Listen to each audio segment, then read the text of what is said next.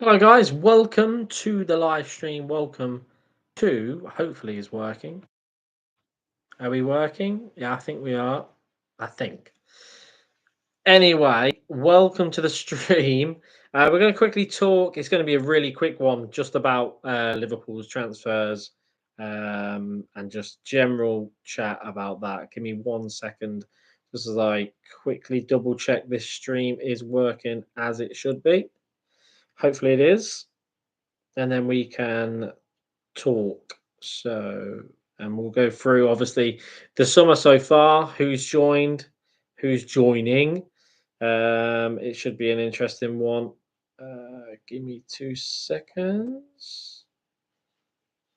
Just trying to see. Yeah, we're all good. We're all good. We're all good.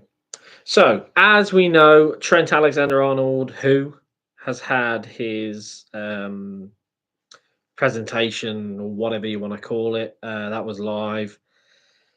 And he spoke fluent Spanish, which is a clear and obvious thing that he had been planning this move for a little while. That is not really that big of a surprise, to be honest.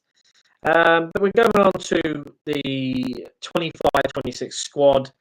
Who will be in, who won't be in. Obviously, Trent, he's gone. Kelleher has gone also. Jeremy Frimpong has come in. What a signing he's going to prove to be. Amama-Dashvili comes in as well. And also Florian Wirtz expected to come in. £126 million. What a signing he's going to be. He is going to cook for this Liverpool side. Generally, he is going to cook for this Liverpool side. I see Wirtz playing the number 10 role. He's going to be playing the number 10 role. And I do believe he is just going to be a top player. Like, generally, world class. World class. He's good now already. I think under Slot, he can even improve even more so. He improved under Alonso quite a bit. I do think he'll improve even further under Arnold Slot, especially in that position. That centre attacking midfield position. If we change formation next season, have three centre backs with the two wing backs, it's a possibility that we can fit Wirtz, Zoboslai, McAllister, Gravenberch all in the same formation as well as the wingers. It's a possibility. But yeah, I think Florian Wirtz is a statement. It's a massive statement. It's a statement of intent, and Liverpool aren't finished. Liverpool are not finished. They are doing outgoings after. Once Florian Wirtz and Kerkez are in, it's then concentrating on outgoings. It's then deciding who goes where. Obviously, question marks over Luis Diaz. Will he be sold? I don't know if any of you seen the goal he scored against Argentina the other day. Magnificent. That's the Luis Diaz that we know. That's the one that used to run at defenders, attack, tuck in, score goals, this, that, and the other. Early season of last, he was generally the same, wasn't he? Another one we are being linked with is Julian Alvarez, of course, Alexander Isak, Ekatike. Apparently, Ekatike, they're valuing it at 100 million. Chelsea never put a bid in. Chelsea apparently only inquired, never put a bid in concrete as well. So that's an interesting one. He could be back on the map. I don't think Liverpool are going to spend 100 million on him. To me, he's not £100 million or 100 million euro player just yet. I could be wrong, but I don't think he is.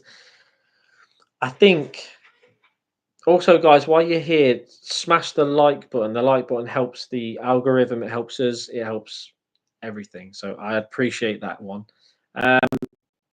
Yeah. So, like I said, there's him. There's Isak. Of course, the summer just before the summer started really well with Van Dijk and Salah signing the contract extensions, etc. Darwin Núñez, again, he's a big topic right now. Apparently, he doesn't want to go Saudi. Saudi want him. He doesn't want to go Saudi. He wants to stay in Europe. So for me, I'm looking at Julian Alvarez. I'm looking at Núñez. there's a potential deal there to be done. Like, there is a potential deal there to be done. Generally, Nunes could go to Atletico with part cash for Julian Alvarez. Then they've got cash and their replacement for Julian Alvarez. And he just might work for him. It might work for him in La Liga. It might work better for him than it has in the Premier League. We've seen him, how many chances you can give a player, especially a centre forward, when they're not scoring goals, when they're not. He causes chaos. He causes chaos. That's the great thing about him. He causes chaos. Fun to watch. But when he's through on goal, when he has them chances, he's got to put them away. And he just doesn't do that. And that is where we need someone to come in who's going to be able to do that. Diego Jota is another one this season where I'm a bit like, does he stay? Does he go? For me, personally, a lot of people are talking about Diaz, and obviously Nunes is pretty much nailed on to go.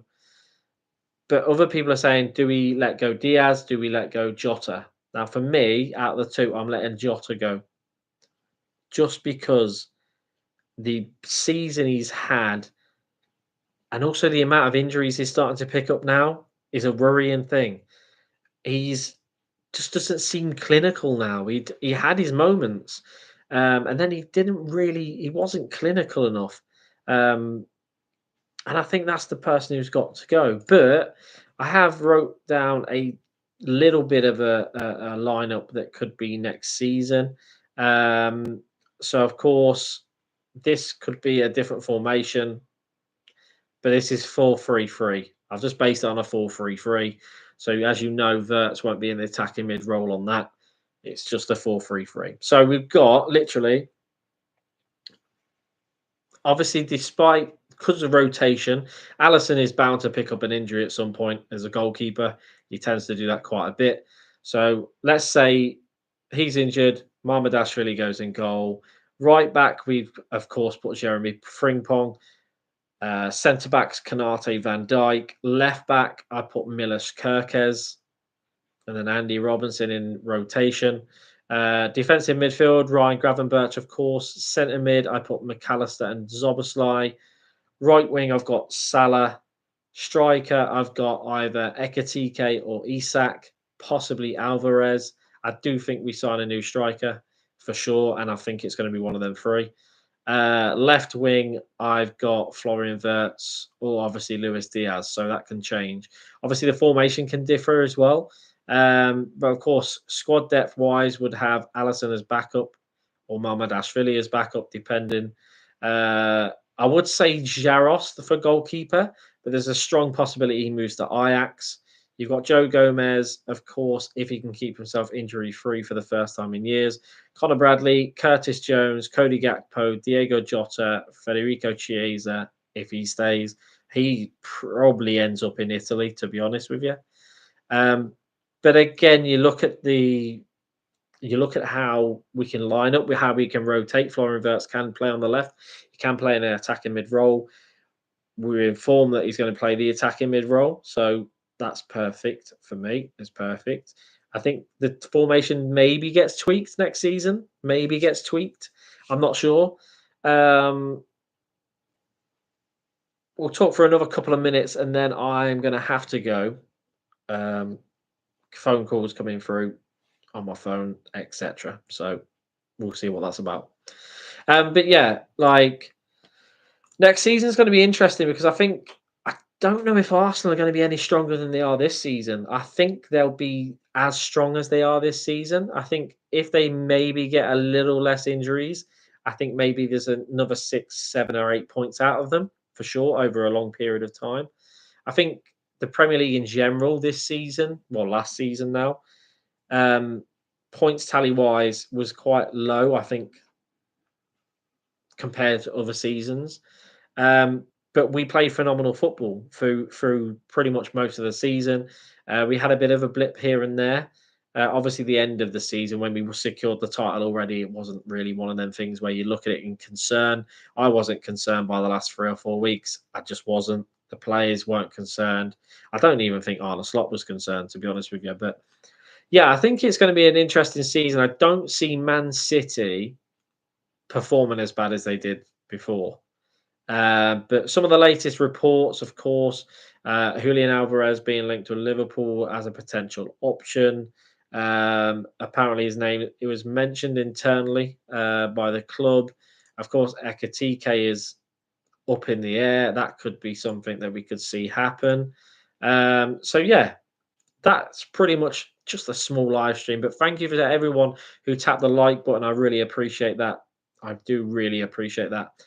In the comments section, of course, anything you have to say now, in future, whatever can be done. We will try and do more live streams. We'll try and do more chats and things like that about maybe the Premier League, maybe the Liverpool squad transfers, etc. And yeah, we'll discuss more in the future. But guys, I do appreciate you watching. I do appreciate the likes. I do appreciate the subscribes. Go check out our interview videos. They're just entertainment, really. We've just uploaded a Arsenal one, and we've uploaded already a Liverpool one. And it's just entertainment purposes on that. But yeah, thank you again, guys, for watching. Please do subscribe, and I'll see you soon. Bye bye.